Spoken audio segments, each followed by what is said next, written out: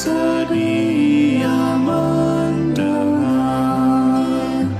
Sejak kulihat wajahnya, ku yakin pada firman-Nya dan menyerahkan bimbangku di dalam saat yang teduh.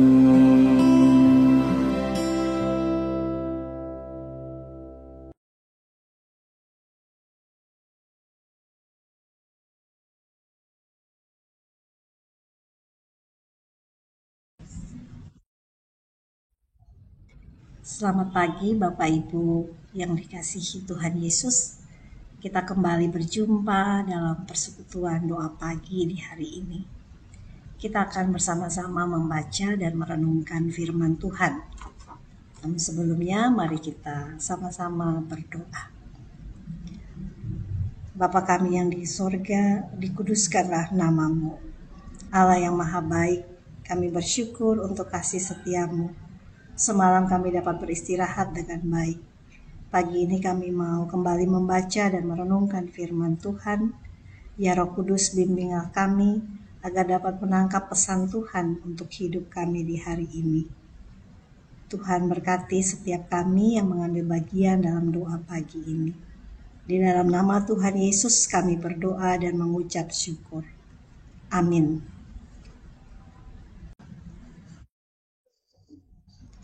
Bapak, Ibu, Saudara-saudara kekasih Tuhan, pagi ini firman Tuhan terpilih dari kitab 1 Korintus pasal 10 ayat 1 sampai 13. Saya akan membacakan bagi kita semua.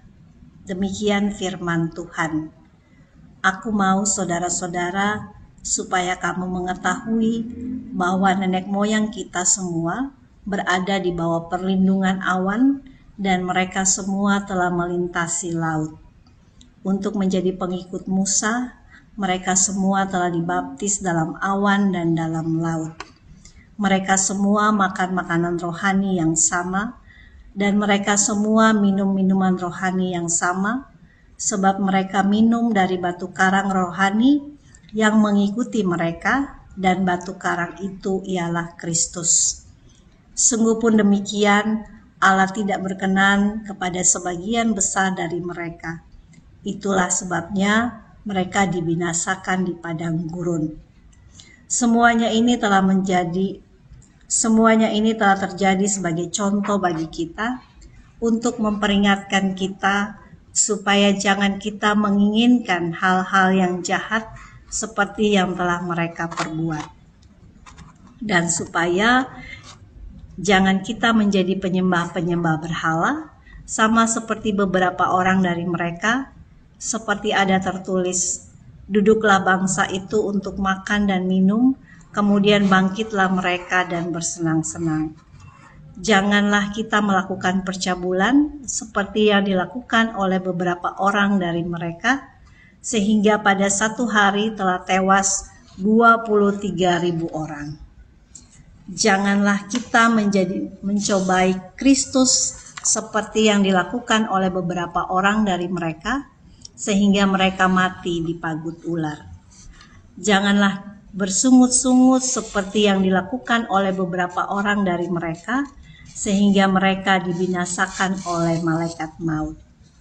Semuanya ini telah menimpa mereka sebagai contoh dan dituliskan untuk menjadi peringatan bagi kita yang hidup pada waktu zaman akhir telah tiba. Sebab itu, siapa yang menyangka bahwa ia teguh berdiri, hati-hatilah supaya ia jangan jatuh. Pencobaan-pencobaan yang kamu alami ialah pencobaan biasa yang tidak melebihi kekuatan manusia. Allah itu setia dan tidak akan membiarkan kamu dicobai melampaui kekuatanmu. Pada waktu kamu dicobai, Ia akan memberi kepadamu jalan keluar sehingga kamu dapat menanggungnya. Bapak, Ibu, Saudara-saudari yang dikasihi Tuhan Yesus, hari ini kita akan bersama-sama merenungkan firman Tuhan. dengan tema hidup dalam peringatan dan berkat Tuhan. Mari saya ajak kita untuk membayangkan ada orang yang sedang menyetir menuju ke daerah puncak, lalu di sepanjang perjalanan itu ada banyak rambu peringatan.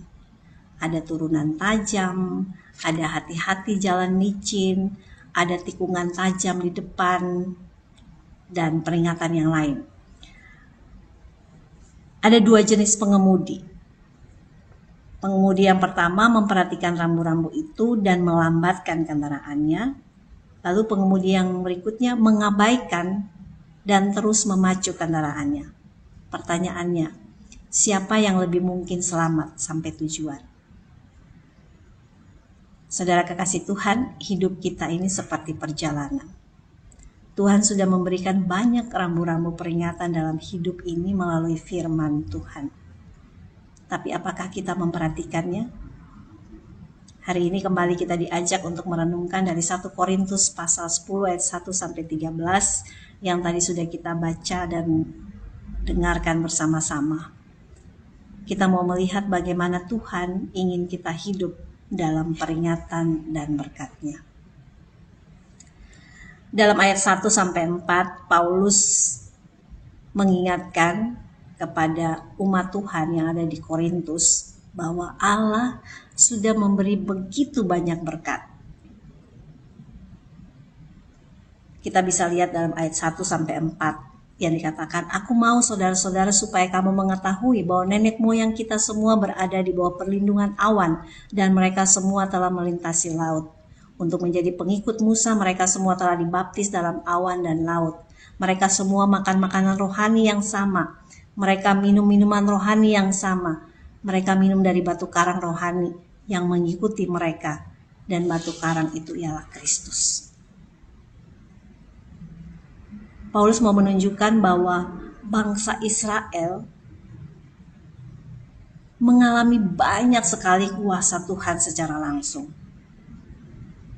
Dalam perjalanan mereka keluar dari Mesir, ada tiang awan yang menuntun.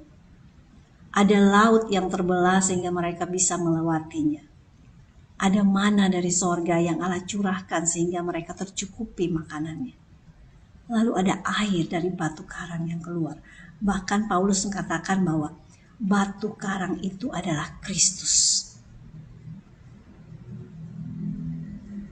Jadi dalam perjalanan umat Tuhan dari dulu hingga sekarang, Kristus hadir menyertai. Kristus tidak pernah meninggalkan mereka. Namun sayangnya, dalam begitu banyak berkat yang Allah karuniakan dan Allah berikan, ternyata dalam perjalanan itu Allah tidak berkenan dengan sebagian besar dari mereka. Karena itu ada banyak yang tewas di padang gurun.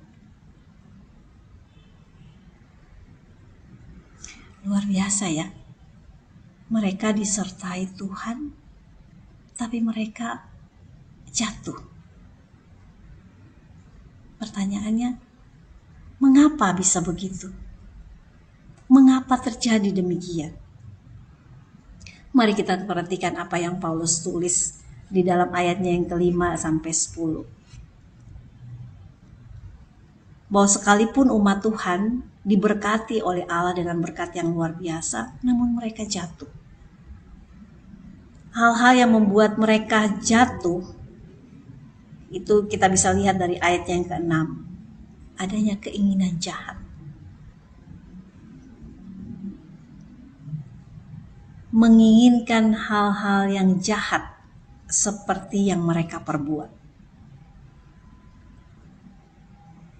Kalau orang udah muncul keinginan jahat dalam dirinya, hati-hati, dia bisa jatuh.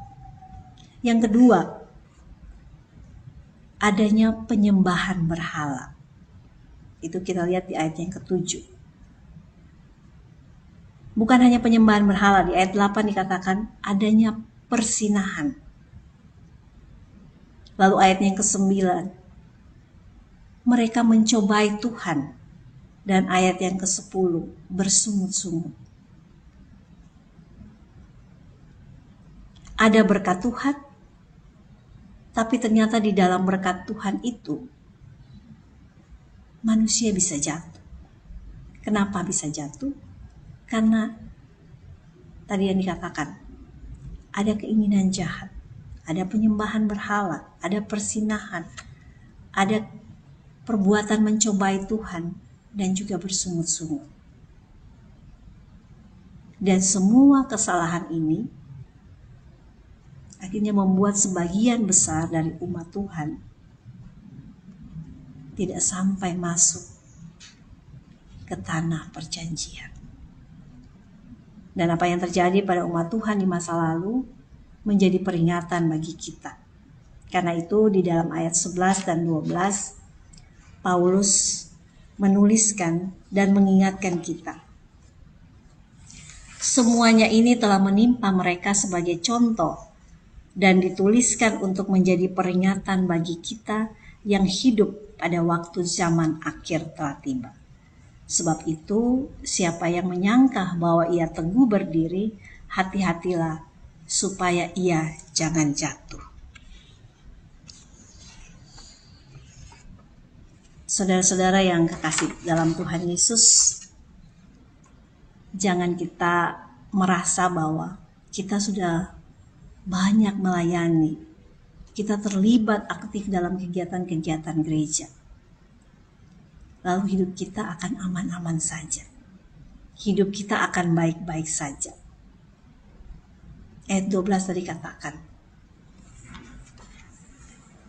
sebab itu siapa yang menyangka bahwa ia teguh berdiri, hati-hatilah supaya ia jangan jatuh.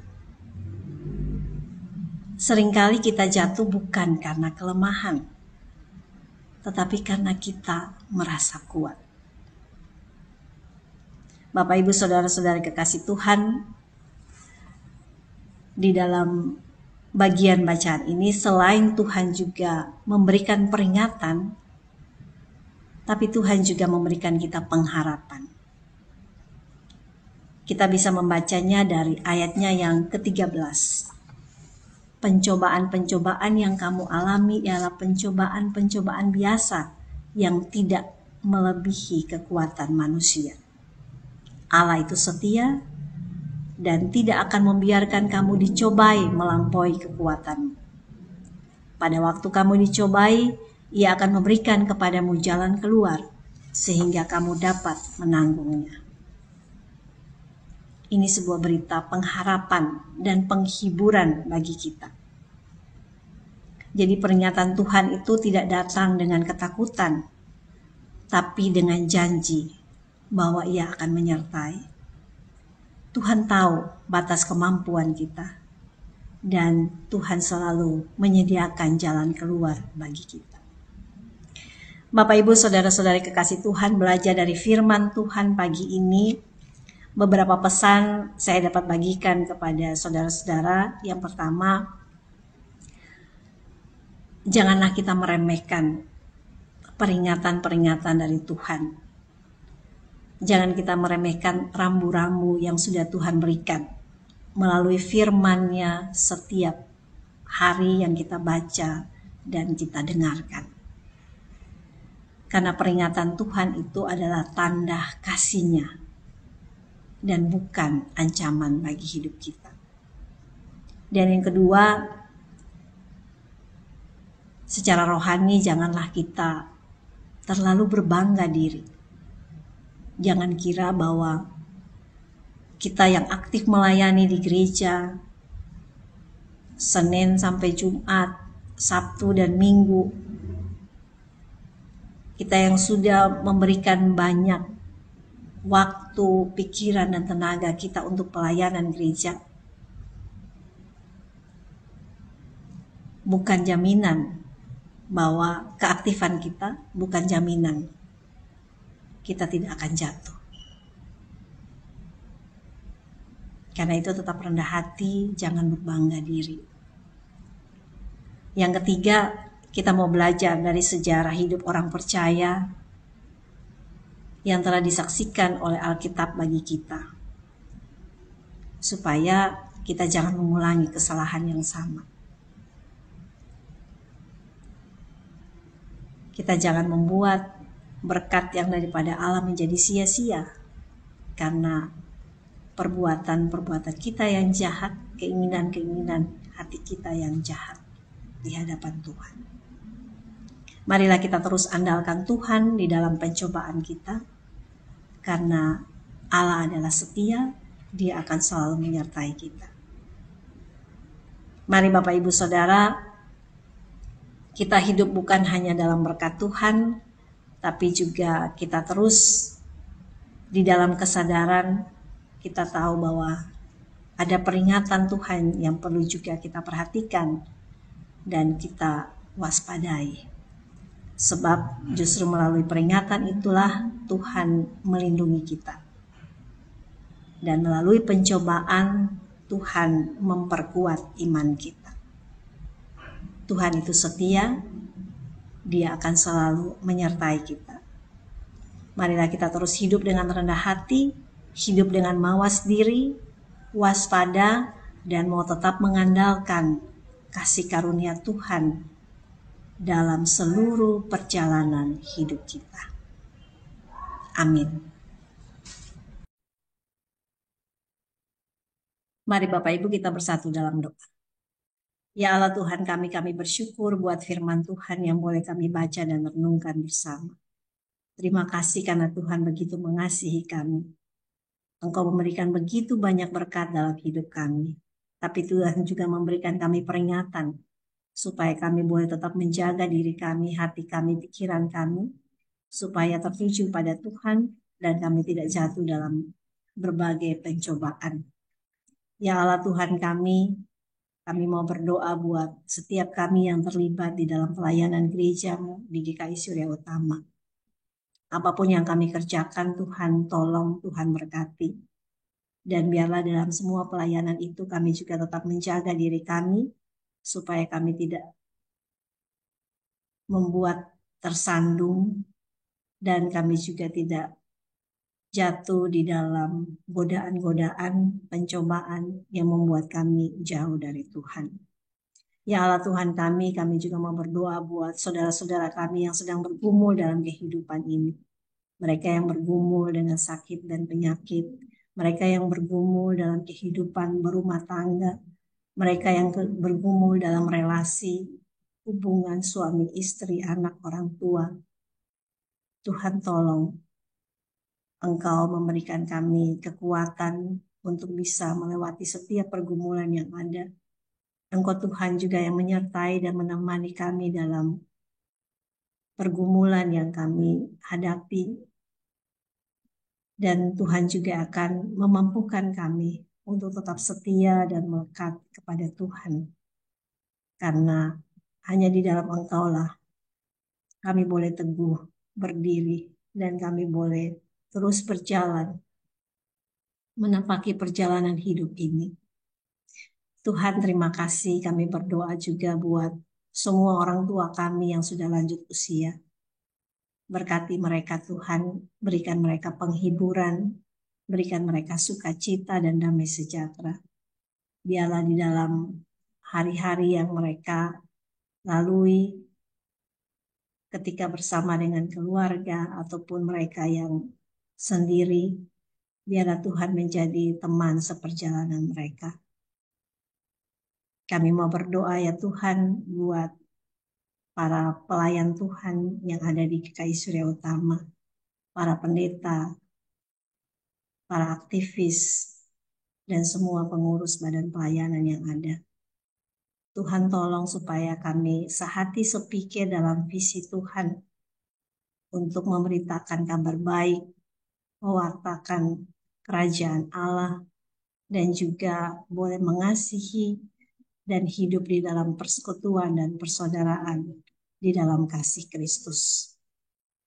Ya Tuhan, kami juga menyerahkan persiapan ibadah prapaskah sampai Paskah nanti. Tuhan tolong kami supaya setiap minggu kami dapat beribadah dan menghayati setiap pesan yang disampaikan melalui firman Tuhan. Dan itu menjadi pesan yang boleh kami hidupi tiap-tiap hari dalam perjalanan kami. Di tengah-tengah pekerjaan kami, di dalam keluarga kami. Biarlah Tuhan yang menolong kami. Terima kasih ya Allah. Kami juga mau berdoa bersyukur bersama dengan saudara-saudara kami yang menaikkan syukur kepada Tuhan untuk berbagai peristiwa hidup yang terjadi. Ulang tahun pernikahan, berkat Tuhan dalam pekerjaan, berkat Tuhan dalam kehidupan rumah tangga. Dan ada banyak hal baik yang Tuhan buat dan Tuhan hadirkan. Dan karena itu kami bersyukur kepada Tuhan. Biarlah Tuhan berkenan menerima ucapan syukur daripada umat-Mu. Dan kami boleh senantiasa terus hidup di dalam anugerah dan berkat Tuhan. Terima kasih Allah. Ini doa dan permohonan kami. Ini syukur kami yang kami panjatkan dalam satu nama, Tuhan kami Yesus Kristus, Tuhan dan Juru Selamat kami yang hidup. Amin.